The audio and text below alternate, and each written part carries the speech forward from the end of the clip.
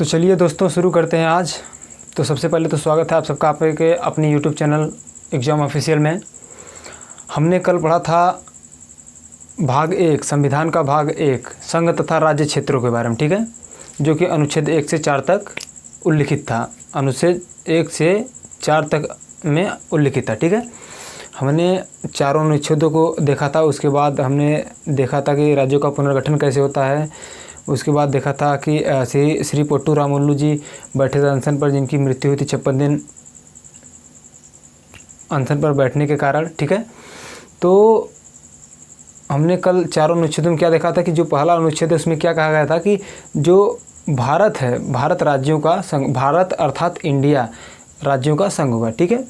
अनुच्छेद 2 क्या है? अनुच्छेद 2 संसद को यह अधिकार देता है कि वह संघ में, भारतीय संघ में किसी नए राज्य की प्रवेश को या फिर नए राज्य की स्थापना कर सकता है, ठीक है। और अनुच्छेद 3 क्या है? जो अनुच्छेद 3 है यह संसद को अधिकार देता है कि संसद नए राज्यों का निर्माण कर सकता है या फिर उस राज्य की सीमा या क्षेत्र जो कुछ भी है उसमें परिवर्तन कर सकता है, ठीक है।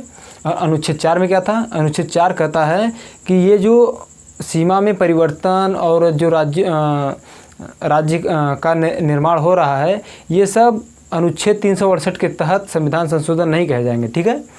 उसके बाद हमने देखा राज्यों का पुनर्गठन हुआ था। इन सभी चीज़ों को हमने एक अच्छे लेवल से पढ़ा, ठीक है। तो आज हम लोग देख लेते हैं नागरिकता को।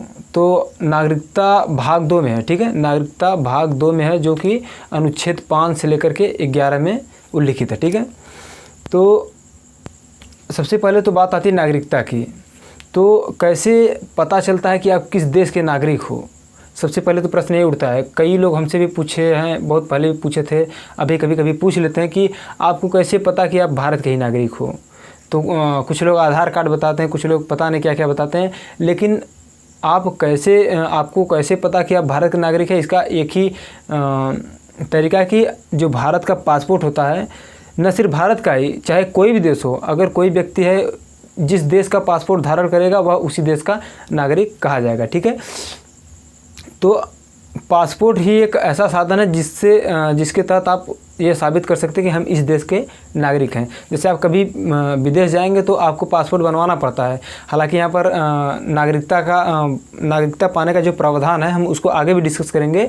तो आप यहाँ के नागरिक हैं, जब विदेश में जाएंगे तो आपको पासपोर्ट बनवाना पड़ता है कि जब विदेश में जाएंगे तो वहाँ पर जब चेकिंग होता है तो फिर आपको दिखाना पड़ता है कि नहीं हम इस देश के हैं, ठीक है। उसके बाद वीज़ा होता है। जो वीज़ा होता है कितने दिन आप वहाँ पर रहेंगे उसके बारे में वीज़ा में डिटेल्स होता है, ठीक है। तो हम नागरिकता को देख लेते हैं और हम इसको ऑलरेडी लिख इसलिए दिए हैं ताकि दोस्तों की समय का बचत होगा और इसके साथ ही साथ हम बताते चलेंगे, डिस्क्राइब करते चलेंगे और जो भी महत्वपूर्ण क्वेश्चन होंगे उनको यहीं पर हम बता देंगे कि ये संभावित क्वेश्चन है जो परीक्षाओं में पूछ सकते हैं, ठीक है। तो चलिए शुरू करते बिना किसी देरी के। तो नागरिकता किस में है? भाग 2 में है, ठीक है। यह भी प्रश्न पूछ देता है कि नागरिकता किस भाग में है, नागरिकता संविधान के किस भाग में है, किस अनुच्छेद में फैला हुआ है, ठीक है। तो अनुच्छेद 5 से लेकर 11 तक में नागरिकता का उल्लेख है। अब आता है, हमने बताया कि नागरिकता की पहचान क्या है। तो नागरिकता की पहचान क्या होती है? पासपोर्ट। यह भी कई लोग हमसे वैसे ही पूछे हैं, हालांकि परीक्षा में अभी तो हमारे नहीं आया है, लेकिन पूछ देता है कभी कभी कि आपको कैसे पता कि आप किस देश के नागरिक हैं? तो कैसे पता? पासपोर्ट से, ठीक है। आगे क्या है? भारत में एकल प्रकार की नागरिकता है। कौन सी एकल प्रकार की नागरिकता? जैसे हमने जब शुरुआत की थी संविधान की तभी बताया था कि भारत में एकल प्रकार की नागरिकता है। जैसे कि अमेरिका में दोहरी नागरिकता है, एक राज्य की नागरिकता है और एक अमेरिका की नागरिकता है। वर्तमान में अमेरिका में 50 राज्य हैं। तो जो राज्य है पहले तो वहाँ का जो व्यक्ति होता है वह अपने राज्य का नागरिक होता है, फिर उसके बाद अपने देश अमेरिका का नागरिक होता है। लेकिन भारत के संदर्भ में ऐसा नहीं है। भारत में एकल नागरिकता है। क्या है? एकल नागरिकता। अर्थात हम यह कह सकते हैं कि आप सिर्फ भारत के नागरिक हैं, न कि किसी विशेष राज्य के, ठीक है। आप सिर्फ भारत के नागरिक हैं। तो ये हो गया नागरिकता के बारे में कि भारत में एकल प्रकार की नागरिकता है, ठीक है। अब अगर अगला पॉइंट है कि 26 नवंबर 1949 को संविधान अंगीकृत करने के साथ ही कौन कौन से लोग भारत के नागरिक होंगे, ठीक है। जब हमारा संविधान अंगीकृत किया गया था तो उसी समय इसका भी निर्धारण किया गया था कि ऐसे कौन कौन से लोग होंगे जो हमारे भारत के नागरिक होंगे, तो उन्हीं के बारे में डिस्क्राइब किया। इसका उल्लेख कहाँ किया गया है? अनुच्छेद 5 से 9 में। कितना? अनुच्छेद 5 से 9 में उल्लिखित है। ठीक है, तो हम 5, 6, 7, 8, 9 इन 9 अनुच्छेदों को बारी बारी से देखेंगे। ठीक है, तो ये जो अनुच्छेद 5 है, अनुच्छेद 5 के तहत क्या कहता है कि अधिवास के आधार पर अर्थात जब संविधान लागू हुआ था तो यह बात छिड़ी कि कौन कौन से लोग भारत के नागरिक होंगे, तो उसमें बताया गया था कि अनुच्छेद 5 के तहत कहा गया था कि जो अधिवास के आधार पर भारत के नागरिक हो सकते हैं, उसके बाद जो भारत से पाकिस्तान जाने वाले हैं उनको नागरिकता कैसे मिलेगी या फिर उनकी नागरिकता कैसे चली जाएगी, और अनुच्छेद 6 में है पाकिस्तान से भारत आने वाले के आधार पर। ठीक है, तो इन सभी चीज़ों को हम लोग देख लेते हैं। अनुच्छेद 5 में डिस्क्राइब किया गया है कि अधिवास के आधार पर। अधिवास के आधार पर क्या होता है इसको देख लेते हैं। कह रहा है कि संविधान लागू होने के 5 वर्ष पूर्व से ही, जब संविधान लागू नहीं हुआ था, होने वाला था, उसके 5 वर्ष पहले से ही जो व्यक्ति भारत में निवास कर रहा है वह नागरिकता प्राप्त कर सकता है। ठीक है, वह भारत का नागरिक होगा। ठीक है, अब अगला क्या है? अनुच्छेद 6 में क्या दिया गया है? पाकिस्तान से भारत आने वाले के आधार पर उसको कैसे नागरिकता दी जाएगी, तो इसको देख लीजिए। कह रहा है अनुच्छेद 6 कि यदि कोई व्यक्ति 19 जुलाई 1948 से, इस डेट को याद रखिएगा, बहुत बारी पूछता है कि वह कौन सा डेट है जिसके पहले अगर आ गए तो भारत के नागरिक स्वतः हो जाएंगे, लेकिन अगर बाद में आते हैं तो आपको 6 महीने रहना पड़ता है, उसके बाद तब जाके आप आवेदन कर सकते हो। वो भी नया संविधान लागू होने से पहले तक ये सीमित था। ठीक है, तो यदि कोई व्यक्ति 19 जुलाई 1948 से पहले भारत आ जाता है तो वह नागरिकता स्वतः प्राप्त करता है। ठीक है, परंतु अगर 19 जुलाई 1948 के बाद आता है तो वह 6 माह रहने के बाद नया संविधान लागू होने के पूर्व पंजीकरण करा लिया है, अर्थात पंजीकरण करा के वह नागरिकता बन सकता था उस टाइम। अभी अनुच्छेद 7 में क्या है इसको देख लेते हैं। अनुच्छेद 7 में कि भारत से पाकिस्तान जाने वाले, तो अनुच्छेद 7 में यह कहा गया कि यदि कोई व्यक्ति मार्च 1947, इस डेट को भी याद रखिएगा कि जब भारत से पाकिस्तान जो जाने वाले थे उसके लिए क्या डेट फिक्स थी? डेट फिक्स थी कि मार्च 1947 के बाद पाकिस्तान जो व्यक्ति चला गया है तो वह इंडिया का नागरिकता खो देता है, अर्थात वह इंडिया का नागरिक नहीं रह जाता है।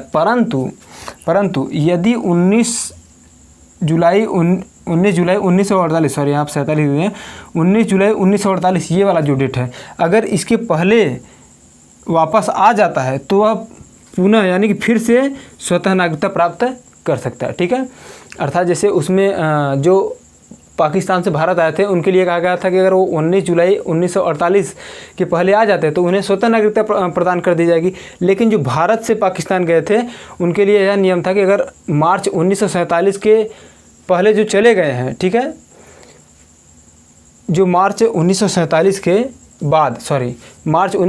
बाद जो चले गए हैं उनकी नागरिकता चली जाएगी, लेकिन अगर वह 19 जुलाई 1948 के पहले भी आ जाते हैं तो उन्हें अपनी नागरिकता स्वयं मिल जाएगी। ठीक है, तो आगे देख लेते हैं। अनुच्छेद 8 क्या कहता है? अनुच्छेद 8 कहता है कि यदि कोई व्यक्ति या उसके माता पिता या उसके दादा दादी या उसके नाना नानी, इन सभी में से कोई भी यदि अविभाजित भारत का मतलब है जो 1935 के अधिनियम के तहत भारत बना था, अर्थात हम यह कह सकते हैं कि भारत का डिवाइडेशन नहीं हुआ था, भारत पाकिस्तान में डिवाइडेशन नहीं हुआ था, भारत पाकिस्तान एक ही था। ठीक है, अविभाजित भारत में जन्मा हो, ठीक है, अविभाजित भारत में जन्मा हो और वह किसी दूसरे देश में रह रहा हो तो आवेदन करके नागरिकता प्राप्त कर सकता है। ठीक है, अर्थात कह रहा है कि अगर कोई व्यक्ति है तो यदि वह या फिर उसके माता पिता या उसके दादा दादी या उसके नाना नानी, इनमें से कोई भी यदि अविभाजित भारत, अर्थात तब बंटवारा नहीं हुआ था भारत पाकिस्तान में, उस समय अगर कोई जन्मा है और वह भारत से बाहर किसी दूसरे देश में रह रहा है तो वह अगर भारत की नागरिकता लेना चाहता है तो वह उसके लिए आवेदन कर सकता है। ठीक है, तो आगे बढ़ते हैं। अनुच्छेद 9 क्या कहता है? अनुच्छेद 9 कहता है कि संविधान लागू होने के समय यदि कोई व्यक्ति किसी विदेशी राज्य की नागरिकता ग्रहण कर लेता है तो वह भारत का नागरिक नहीं रह जाता। अर्थात इसमें साफ साफ कहा गया है अनुच्छेद 9 में कि यदि जब संविधान लागू हो रहा है, यदि उसी समय कोई व्यक्ति किसी दूसरे देश की नागरिकता ग्रहण कर लेता है तो वह भारत का नागरिक नहीं रह जाता है। तो वह भारत का नागरिक बिल्कुल भी नहीं रह जाता है, उसके लिए कोई चांसेस ही नहीं रह जाते। ठीक है, तो आगे बढ़ते हैं हम लोग अनुच्छेद 10-11 की तरफ। ठीक है, तो हमने अनुच्छेद 9 को देख लिया, अब अनुच्छेद 10 को देख लेते हैं। ठीक है, तो अनुच्छेद 10 क्या कहता है? अनुच्छेद 10 कहता है कि संसद के द्वारा बनाए गए कानूनों के तहत नागरिकों के अधिकार सुरक्षित रहेंगे। क्या रहेंगे? सुरक्षित। ये जो अनुच्छेद 10 है, अनुच्छेद 10 यह अधिकार देता है कि हमारे जो नागरिकता वाले अधिकार है वह सुरक्षित रहेगी। ठीक है, संसद द्वारा बनाए गए कानूनों के तहत, मतलब ये जो संसद है, संसद कानून बनाती है कि जो संसद कानून बनाएगी उसी कानून के तहत जो हमारे नागरिकता का अधिकार है वह सुरक्षित रहेगी। ठीक है, और 11 क्या करता है?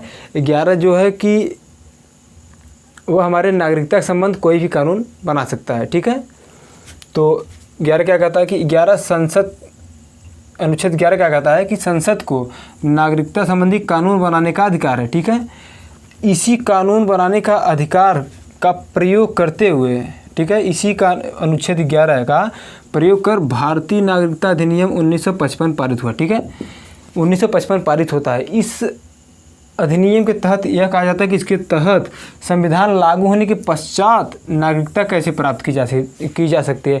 अभी हमने इसके पहले देखा जो अनुच्छेद 5 से 9 तक हमने देखा, उसमें हमने देखा कि जो नागरिकता प्राप्त की जा रही थी वह संविधान लागू होने के समय की थी, लेकिन संविधान लागू होने के पश्चात कैसे हम नागरिकता को प्राप्त कर सकते हैं वो यहाँ पर है। ठीक है, तो कैसे प्राप्त कर सकते हैं उसको देख सकते हैं। नागरिकता प्राप्त करना, ठीक है, कैसे प्राप्त कर सकते हैं?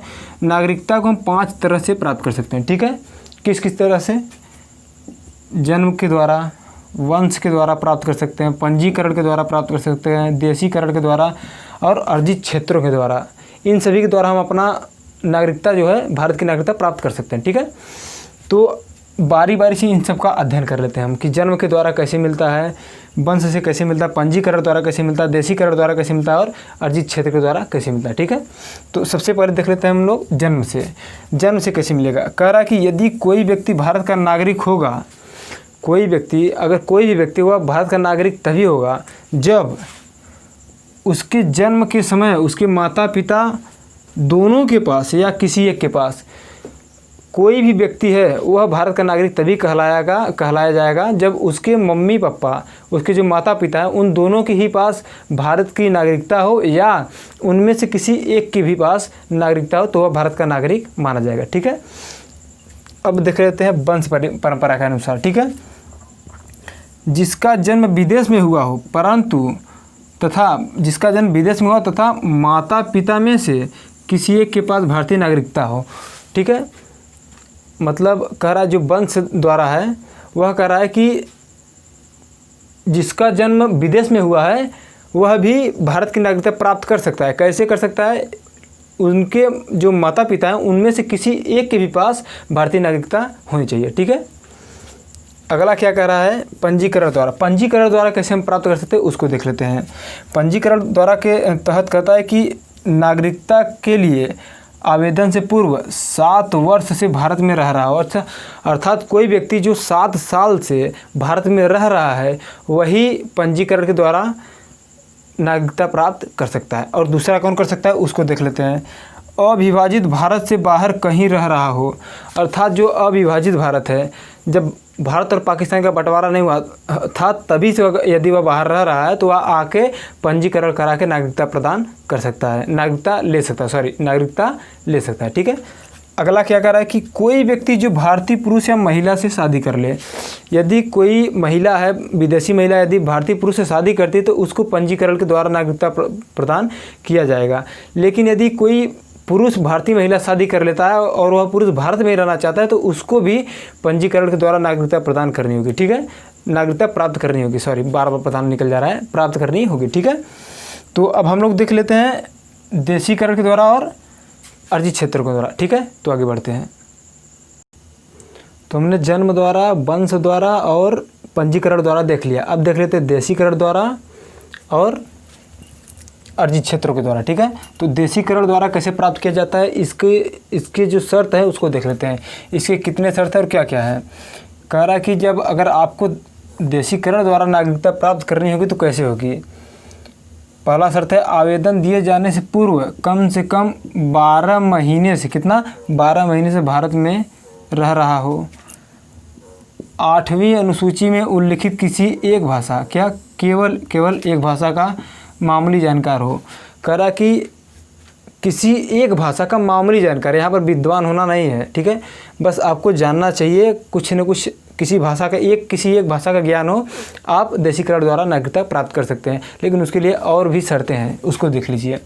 क्या है कि वह अपने मूल देश की नागरिकता त्याग चुका, अर्थात अगर कोई भी देशीकरण द्वारा भारत की नागरिकता प्राप्त करना चाहता है तो कम से कम वह 12 महीने रह रहा हो भारत में, उसके बाद वह अपने देश की नागरिकता त्याग कर चुका हो और किसी एक भाषा को जानता हो। और चौथा शर्त क्या है कि भारत में लंबे समय तक रहने का इरादा हो उसका, ठीक है, तब तो उसको मिलेगी। और एक शर्त है कि भारत के संविधान के प्रति निष्ठा रखता हो, ठीक है।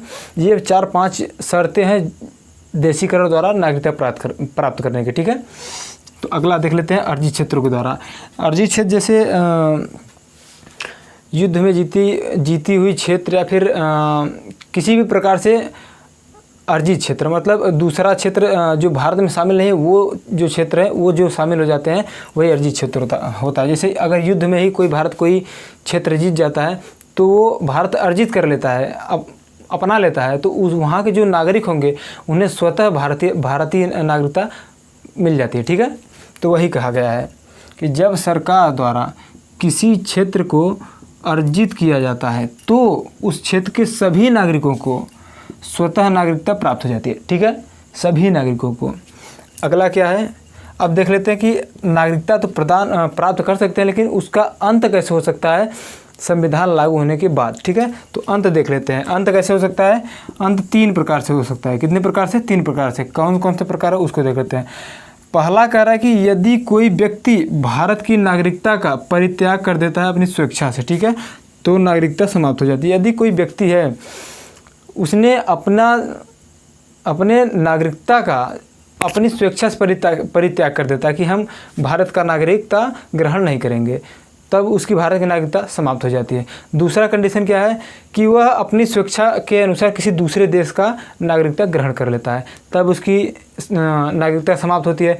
तीसरा क्या है कि जो संसद विधि बनाती है, संसद द्वारा बनाई गई विधियां हैं, उसके तहत नागरिकता समाप्त की जा सकती है। उसके तहत होता है जैसे यदि आप देशद्रोह में शामिल हैं और भारतीय संविधान के प्रति अनिष्ठा दिखाते हैं तो आपकी नागरिकता छीन ली जाएगी। तो वही लिखा गया है कि यदि कोई अपनी स्वेच्छा से दूसरे देश की नागरिकता ग्रहण कर लेता है तो इंडिया की नागरिकता का त्याग करना होता है, ठीक है।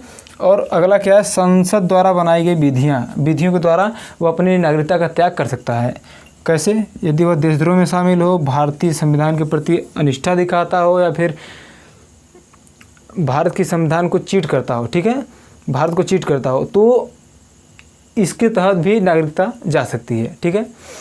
तो अब देख लेते हैं अब क्या बचता है। अब बचता है OCI क्या होता है, ओवरसीज सिटीजनशिप ऑफ इंडिया, ठीक है। तो ये जो OCI होता है ये सिर्फ विदेशियों को मिलता है। ये जो OCI कार्ड होता है विदेशियों को मिलता है, वह भारत में रह सकते हैं लेकिन मतदान नहीं कर सकते वो लोग। उन्हें रहने का अधिकार, उन्हें सामान्य अधिकार प्राप्त कर दिया जाएगा, प्रदान कर दिया जाएगा, लेकिन उन्हें मत देने का अधिकार नहीं होगा, ठीक है। तो ये जो विदेशी हैं उन्हीं को OCI कार्ड प्राप्त होता है, ठीक है। इसी चीज़ को भारत में दोहरी नागरिकता कहा जाता है। क्या, दोहरी नागरिकता, इस बात को ध्यान रखिएगा। इसी OCI कार्ड को ही भारत में दोहरी नागरिकता का प्रावधान कहा जाता है, ठीक है, जबकि हालांकि ऐसा है नहीं, भारत में एकल नागरिकता है, ठीक है। अच्छा, एक प्रश्न और यहाँ पर उठता है कि ये जो OCI कार्ड है विदेशियों को मिलता है, तो विदेशियों में सिर्फ और सिर्फ ये जो पाकिस्तान है और बांग्लादेश है, इन दोनों देशों को छोड़ करके सभी देशों के सभी जितने देश है दुनिया में, उन सभी देशों के जो भी नागरिक होंगे उन्हें OCI कार्ड प्रदान कर दी जाएगी, ठीक है। तो यह समाप्त हुआ आपका नागरिकता, और नागरिकता से जितने भी सवाल बनने थे, मैंने आपको बताया। और नागरिकता से वैसे बहुत ज़्यादा सवाल नहीं बनते हैं, जो भी सवाल बनते हैं वो इन्हीं से बनते हैं, ठीक है। तो पुलिस के लिए, यूपीएससी के लिए, एसएससी के लिए इससे ज़्यादा डीप पढ़ने की कोई आवश्यकता है नहीं। तो ठीक है, और यार लाइक कर दिया करिए कम से कम वीडियो को, हमारा उत्साह बढ़ता है उससे। अगर वीडियो कैसा है कैसा नहीं है उसके बारे में थोड़ा कमेंट कर दीजिएगा, ताकि हम अपनी गलतियों को सुधार सकें। अगर हमारी कोई गलती हो तो उसको हम सुधार सकें, ठीक है। तो हर बार की तरह वीडियो देखने के लिए आपका बहुत बहुत धन्यवाद।